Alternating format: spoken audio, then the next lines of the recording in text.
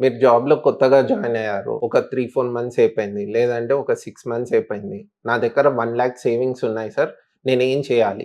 ఇది మార్కెట్‌లో నేను ఎక్కువ ఫేస్ చేస్తున్న క్వెషన్. 1,00,000 సేవింగ్ ఉందనగానే చాలామంది ఐప్యాడ్ కొందామా? ఐఫోన్ కొందామా? లేదంటే ఇంకేదైనా కొందామా? అని ఆలోచిస్తున్నారు. ఒక్కసారి నేను చెప్పేది వినండి. మీ 1,00,000 సేవింగ్‌తో మీరు ఏమేమి చేయొచ్చు అన్నది. ఫస్ట్ మీకు ఎమర్జెన్సీ ఫండ్ అంటే మీ పేరెంట్స్ ఉండొచ్చు, పేరెంట్స్ సపోర్ట్ ఉండొచ్చు, అన్నీ ఉండొచ్చు. బట్ మీకున్న 1,00,000లో మీకు రేపు ఏదైనా ఎమర్జెన్సీ వస్తే దానికి సరిపడేంత ఫండ్ అట్‌లీస్ట్ ఒక 20% మీ ఎమర్జెన్సీ ఫండ్ అనుకోండి. ఓకే. 20%, 15% some emergency fund. మీకు ఎమర్జెన్సీ అంటే ఇప్పుడు బైక్ రిపేర్ వచ్చింది. బైక్ రిపేర్ కోసం మీరు జాబ్ చేస్తున్నారు. మీ దగ్గర 1,00,000 సేవింగ్స్ ఉన్నాయి. బట్ మీరు పోయి మీ పేరెంట్స్‌ని అడగలేరు. బైక్ రిపేర్‌కి నాకు డబ్బులివ్వండి అని. సో, కొంచెం పార్ట్ మీరు ఎమర్జెన్సీ ఫండ్ కింద పెట్టుకోండి. కొంచెం సేవింగ్స్‌కి పెట్టండి. మీరు లంప్ సమ్మే చేయండి. ప్రాబ్లమ్ లేదు. బట్ సేవింగ్స్‌కి కంపల్సరీ ఇన్వెస్ట్‌మెంట్‌లో పెట్టండి. కొంచెం లిక్విడ్ క్యాష్ పెట్టుకోండి. మీ నీడ్స్ అంటే మీరు సినిమాలకు పోనీకి వాటికి వీటికి ఎళ్ళండి. బట్ బ్రాండెడ్ గ్యాడ్జెట్స్ మీద